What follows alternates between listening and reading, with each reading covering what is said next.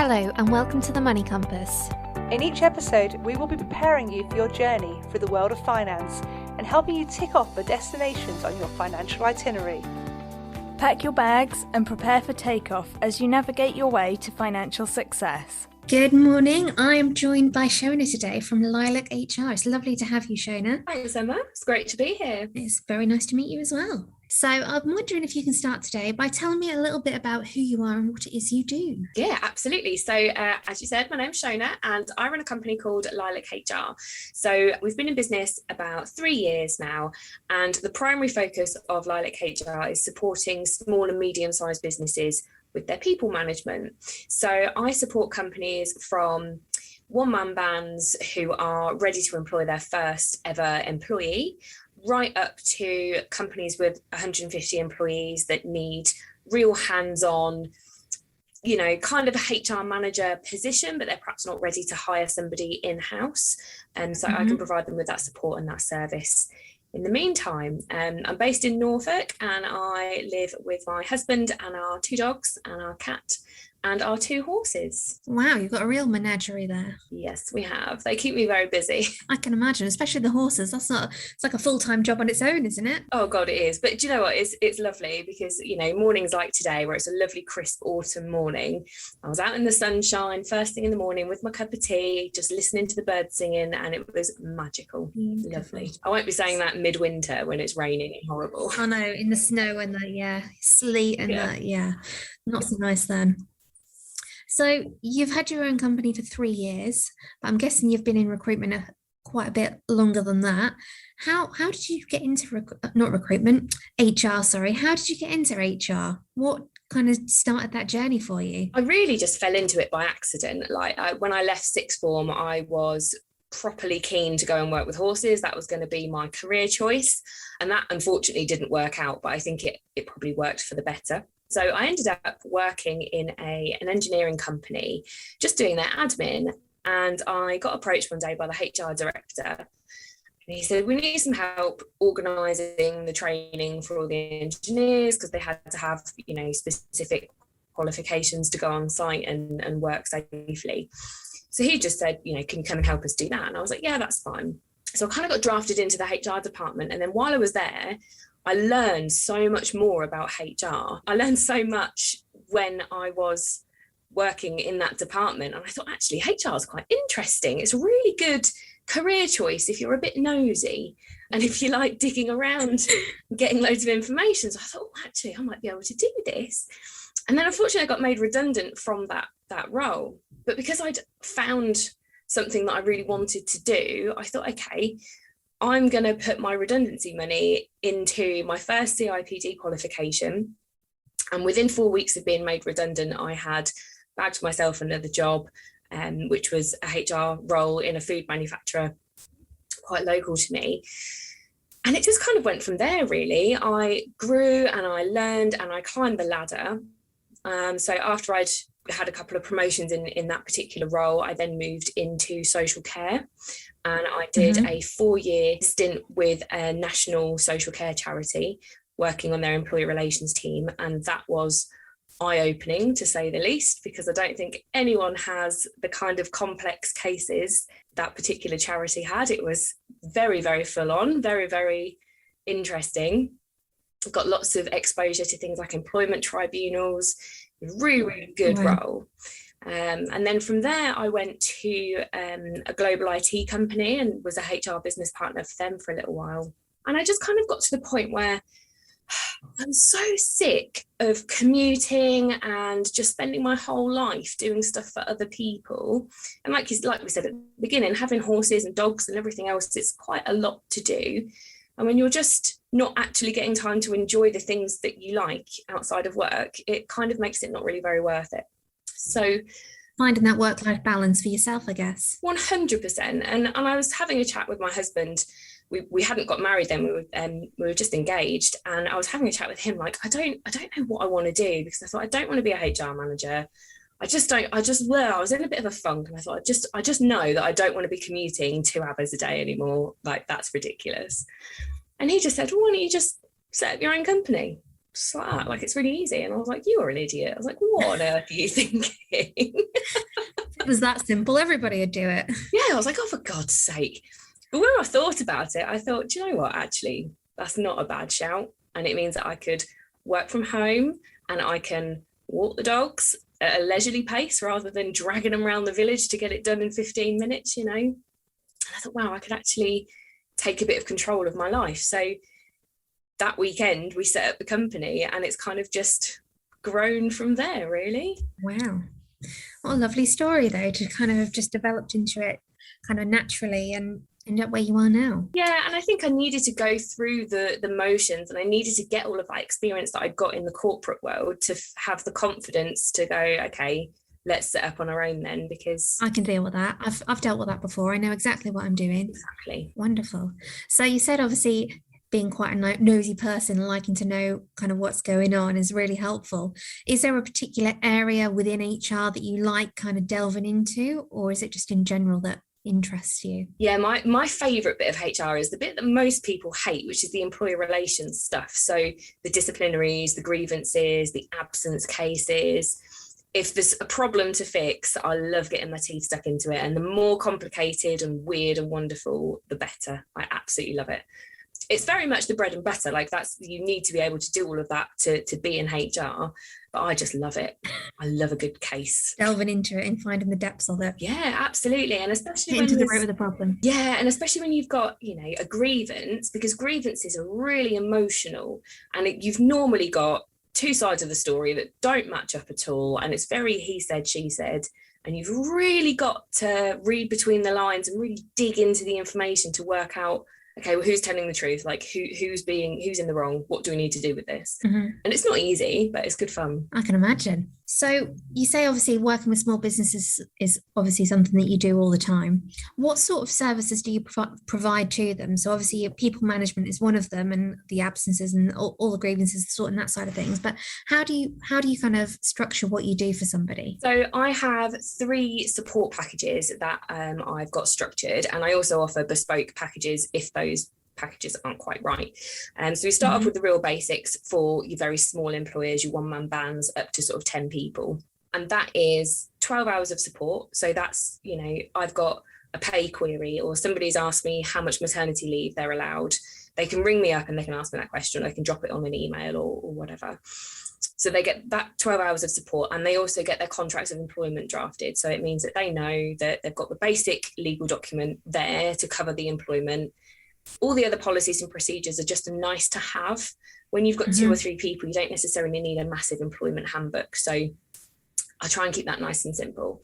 And then the support packages basically go up from there in terms of the level of support. My middle package has 30 hours of support, and you also get employee relations case support, which is where, like I say, the disciplinaries, the grievances, the absences, I'll come in and sort those out for you.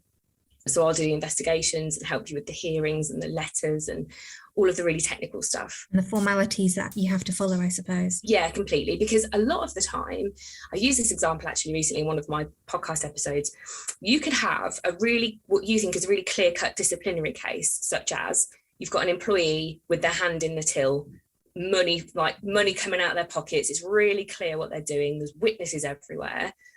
But if they've got more than 2 years service and you fire them on the spot, they could still win in tribunal for an unfair dismissal claim because you've not gone through the process, even though you probably would still come to the same conclusion because they're nicking money.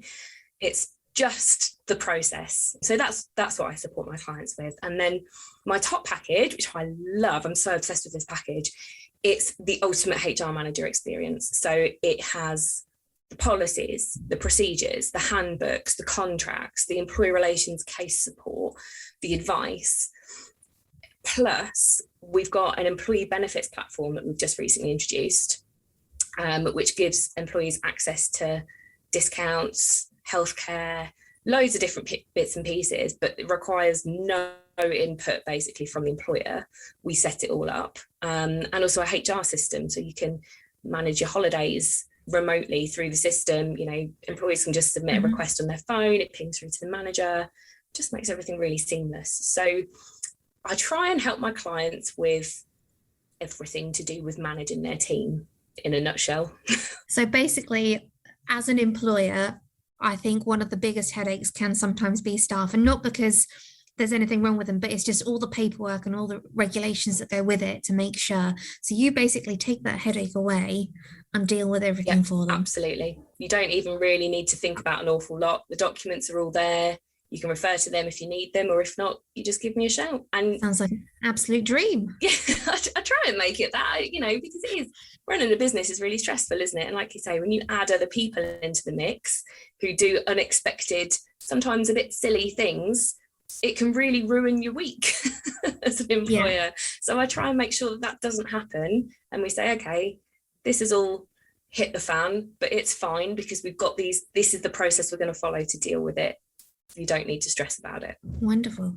So I take it as well that, say an employer came to you and said, okay, I'm now going to look at taking on new staff, and obviously the job advert's been done. In the contract, I take it you would tailor it to whatever the role may be, or do they not need to be? Normally on the seniority of the role and the kind of work they're going to be doing. So if you were taking on a delivery driver, you would need some clauses in your contract around driving company vehicles and what happens if they get disqualified from driving, for example, because that's a key part of their role. If you had, we can kind of structure the contract around the type of hours you want them to be working. So you can have the traditional 9 to 5, or you could have them working shifts, or you could have them working annualized hours. There's loads of different ways you can structure how they actually work. And then you can include other clauses for more senior roles, such as profit share schemes as a benefit, or bonus schemes, or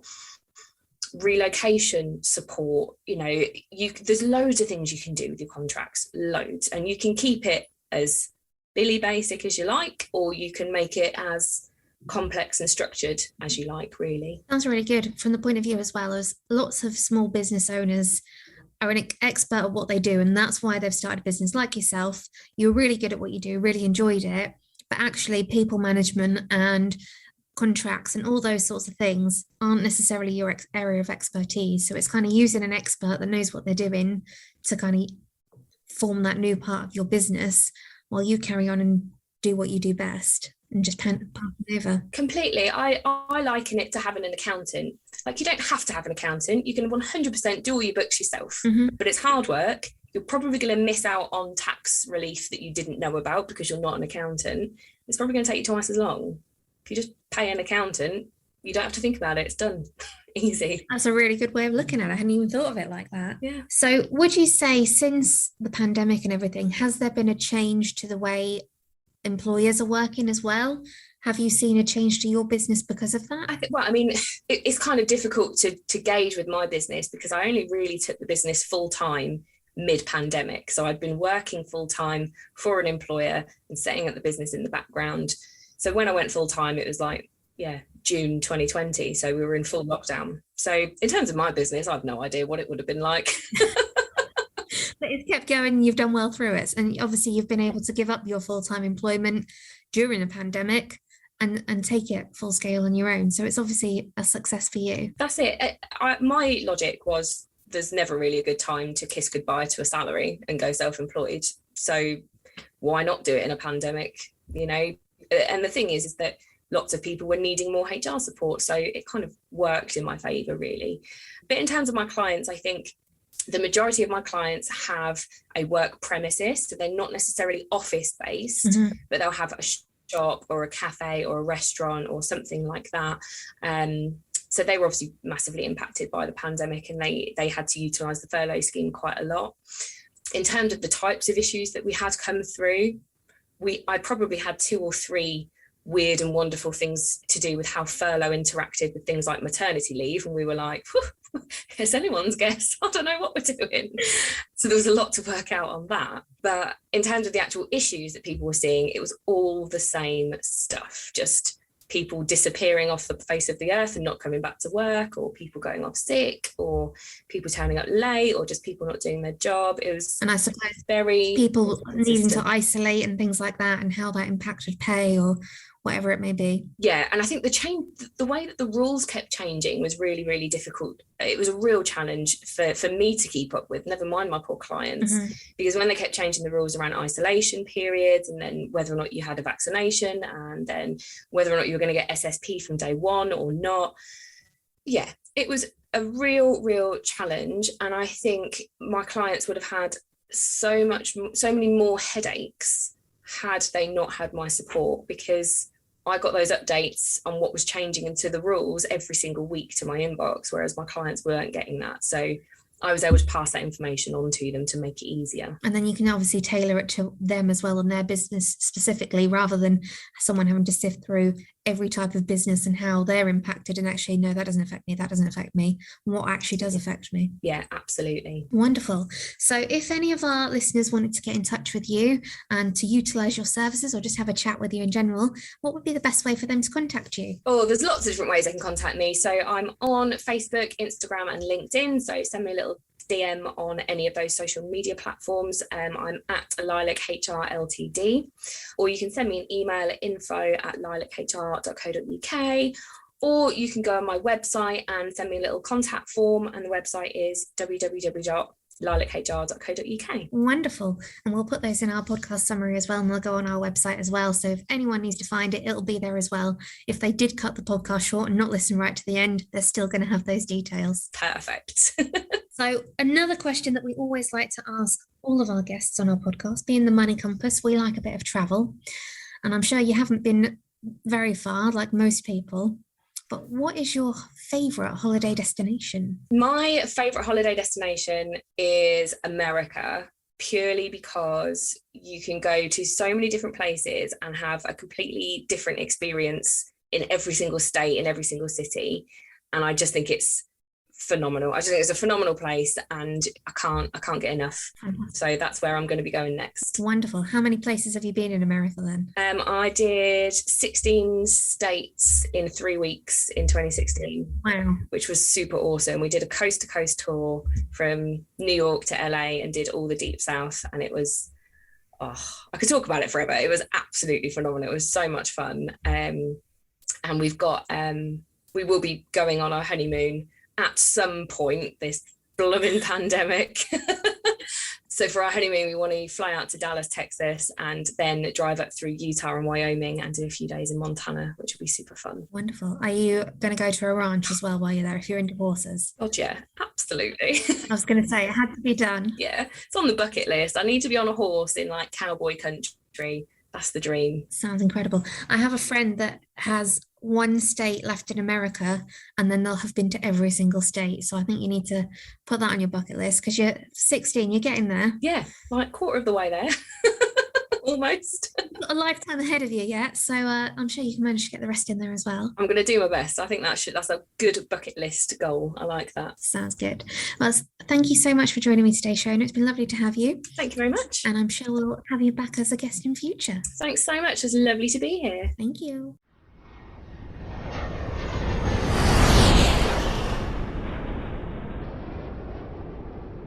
And with that, we've completed today's episode. We hope you have enjoyed following along with us today and taking another step closer to a financially secure future. If you've enjoyed today's podcast, you can head over to themoneycompass.co.uk, where you can find out more information, hints and tips from today's episode. If you'd like to get more involved, share your own experiences and learn from a friendly community on a similar journey to you, why not join us in our Facebook group, The Money Compass, where we will support you in navigating your way to financial success. Thank you for listening, and see you next time.